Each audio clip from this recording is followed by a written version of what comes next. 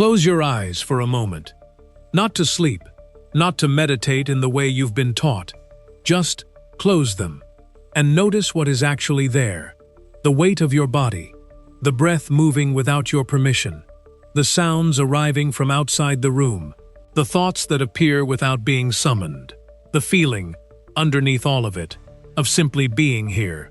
Most people have not noticed this in weeks, some in months, some in years. Carl Jung would say this is where everything begins. 1. The body Jung was actually talking about. Before anything else, we have to be precise about what Jung meant when he spoke about the body.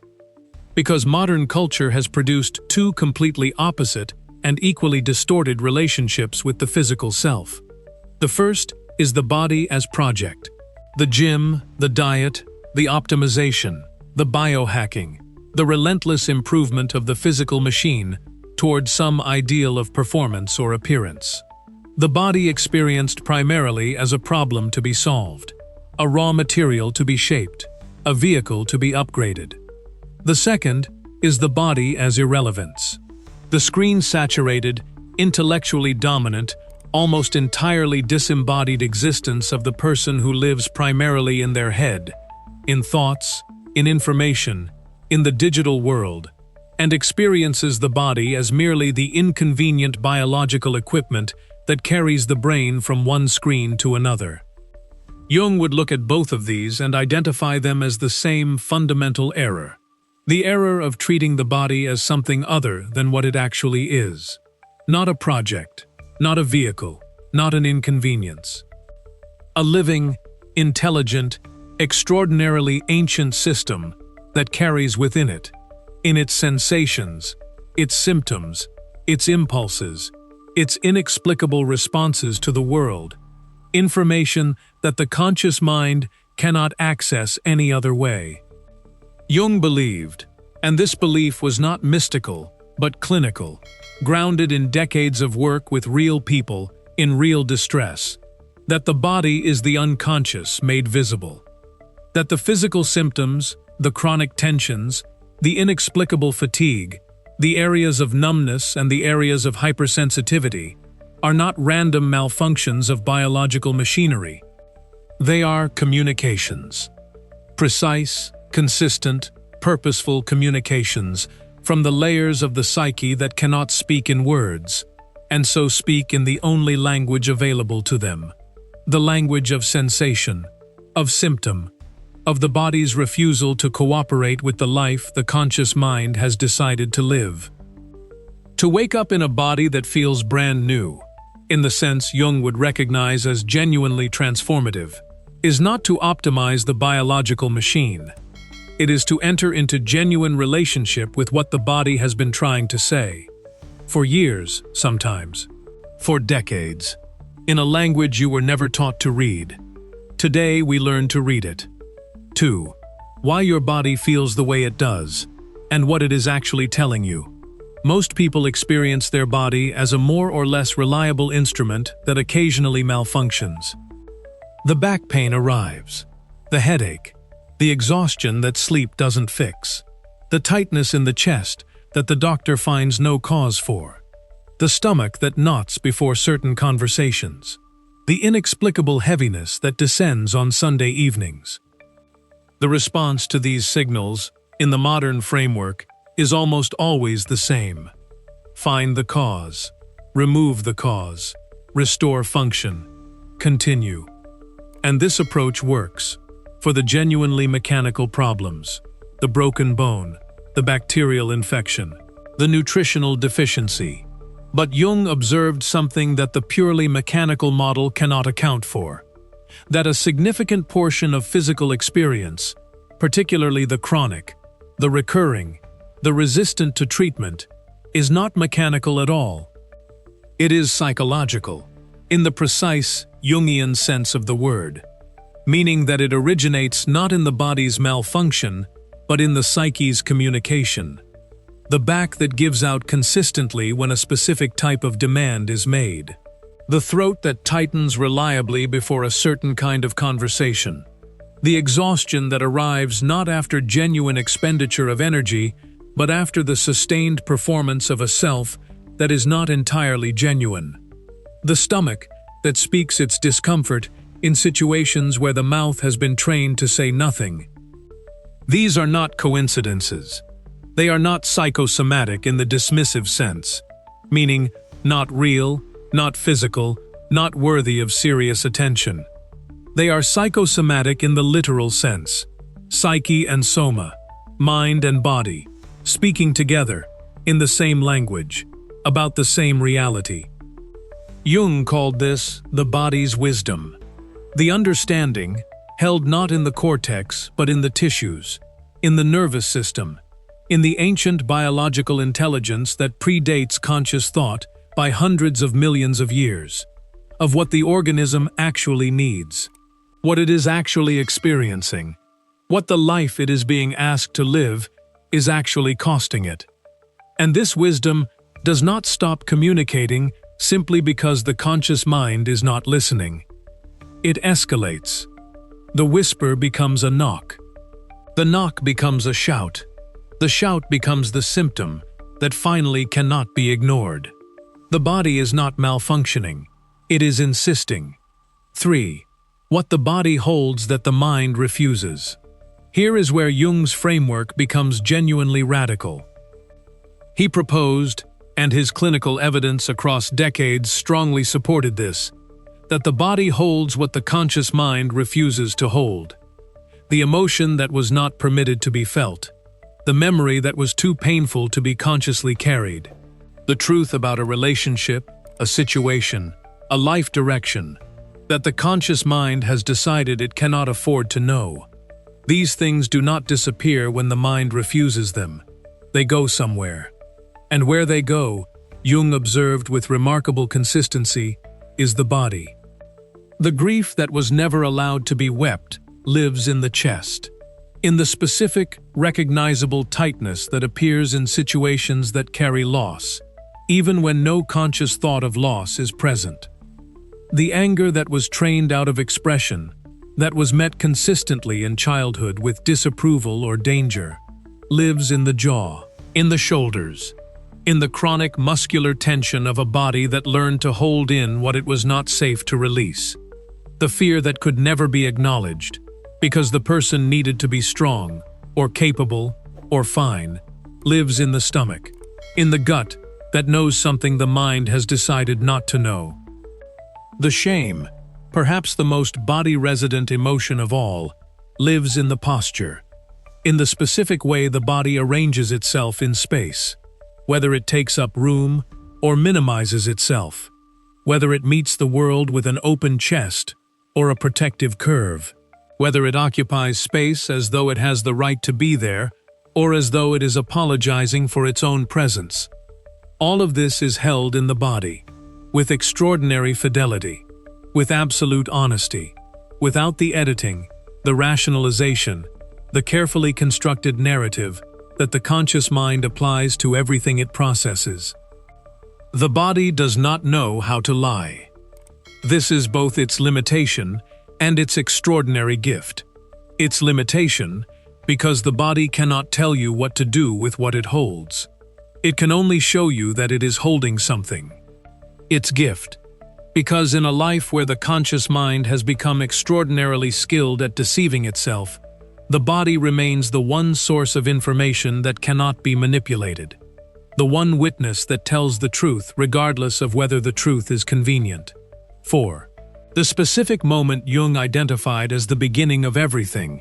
In his clinical work, Jung observed a specific moment that appeared again and again across the most transformative cases he encountered. Not a dramatic breakthrough, not a sudden insight that changed everything in an instant. Something quieter, more physical, more surprising in its ordinariness. The moment when a person stopped fighting their body and started listening to it. Not as a therapeutic technique, not as a prescribed practice, as a genuine, often reluctant, sometimes desperate decision to pay attention to what had been trying to be heard for a long time.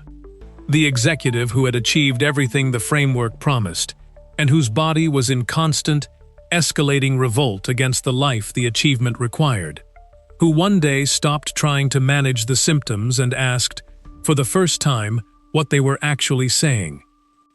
The mother who had spent 20 years prioritizing everyone else's needs, and whose body had become, year by year, more insistent in its suffering, who one day sat with the exhaustion, instead of pushing through it, and heard, beneath it, the question the exhaustion was carrying. What do you actually need? When was the last time anyone asked?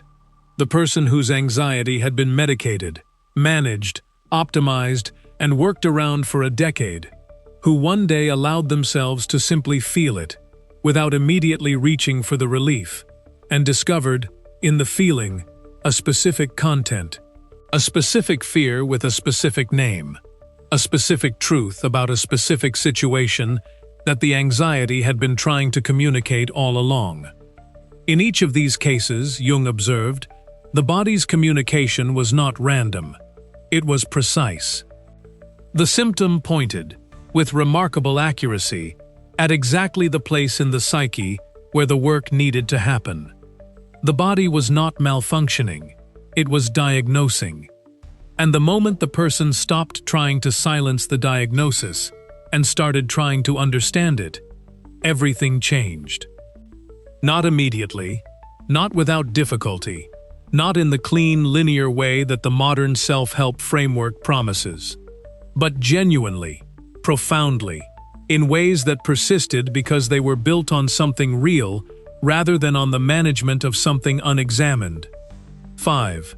The practice of actually listening, what it requires and what it produces. Jung was not a mystic about this. He was a clinician. He wanted to know not just what was true in theory, but what actually worked in practice. What produced genuine change in real people, with real lives and real suffering. And what he found worked, consistently, across the full range of people and problems he encountered, was a practice he described in various ways across his writing, but which comes down to something very simple: genuine, sustained, non-judgmental attention to the body's actual experience. Not the attention of the optimizer, looking for what needs to be fixed. Not the attention of the performer, monitoring how the body appears. Not the attention of the avoider, briefly checking in before returning to the more comfortable territory of the mind. The attention of genuine curiosity. What is actually here? What is this sensation? Where does it live? What does it feel like? What does it remind me of? What comes to mind?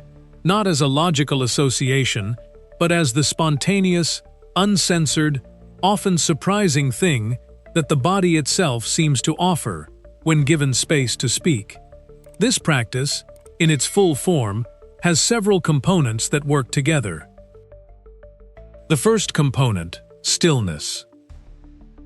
Not the aggressive stillness of forced meditation, not the performance of calm, genuine physical stillness, the kind that requires nothing of the body, except that it be allowed to be exactly as it is.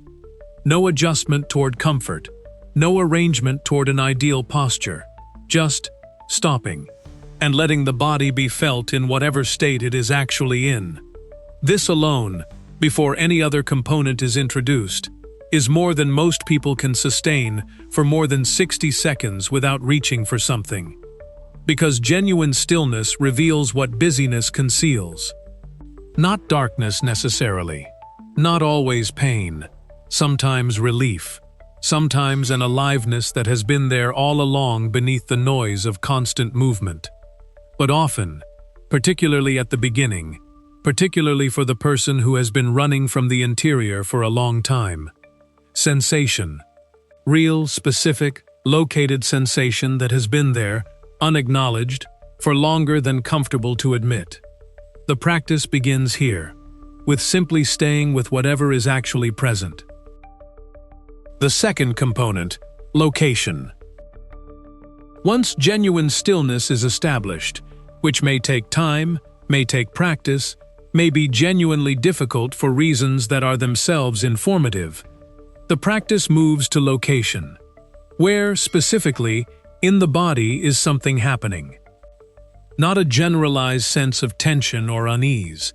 The specific location, the precise part of the body where something is present that wasn't consciously noticed before the stillness was allowed.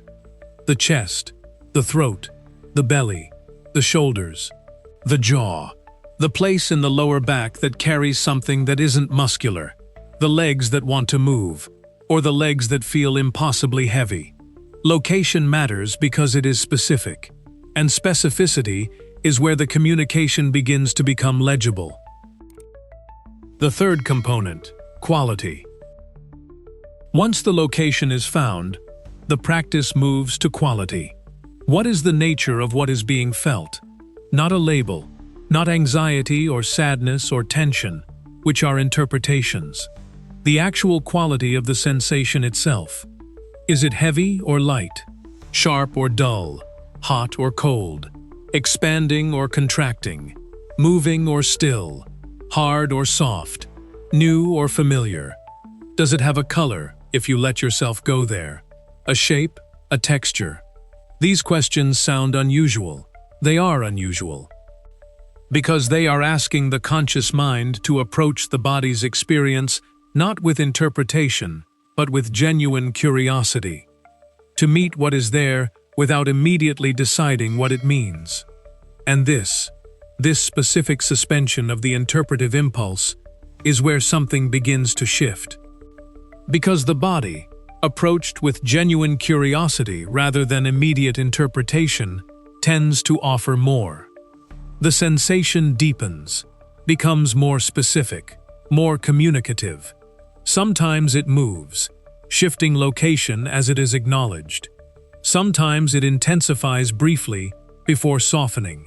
Sometimes it produces, not as a verbal thought but as a felt knowing, a specific emotional quality, a specific memory, a specific imagery. Not forced, not manufactured, arising naturally from the body itself, when the body is given sufficient attention and sufficient safety to speak. The fourth component, the question. Once genuine contact has been established with a specific sensation in a specific location with a specific quality, Jung's framework suggests something that feels unusual and is extraordinarily effective. Asking it a question. Not asking about it, in the third person, from a distance, in the analytical mode. Asking it directly, as though it were an intelligence, as though it had something specific to communicate. What are you? What do you carry? What have you been holding that I have not been willing to hold consciously? What do you need from me? What have I been refusing to acknowledge that you have known all along? These questions are not rhetorical. They are genuine inquiries, addressed to the body's intelligence, which is real, which is present, which has been waiting with extraordinary patience for exactly this quality of attention. And the answers, when they come, do not always come in words. Sometimes they come as an image that appears without being summoned. Sometimes as a memory that arrives without logical connection. Sometimes as a feeling that suddenly has a name that feels completely right and slightly surprising. Sometimes as a physical release, a breath, a softening, a warmth that communicates something the words would take paragraphs to say. The fifth component, staying. Whatever arrives, the practice requires staying with it, not immediately analyzing it, not immediately sharing it, not immediately converting the experience into content that the conscious mind can process and categorize and file. Simply staying with it, letting it be present, letting it be real, letting it complete whatever process it was in the middle of before it was noticed. This staying is the component that most people find hardest, because the conscious mind, habituated to speed, to efficiency, to the rapid processing and moving on that modern life requires, finds genuine dwelling extraordinarily uncomfortable.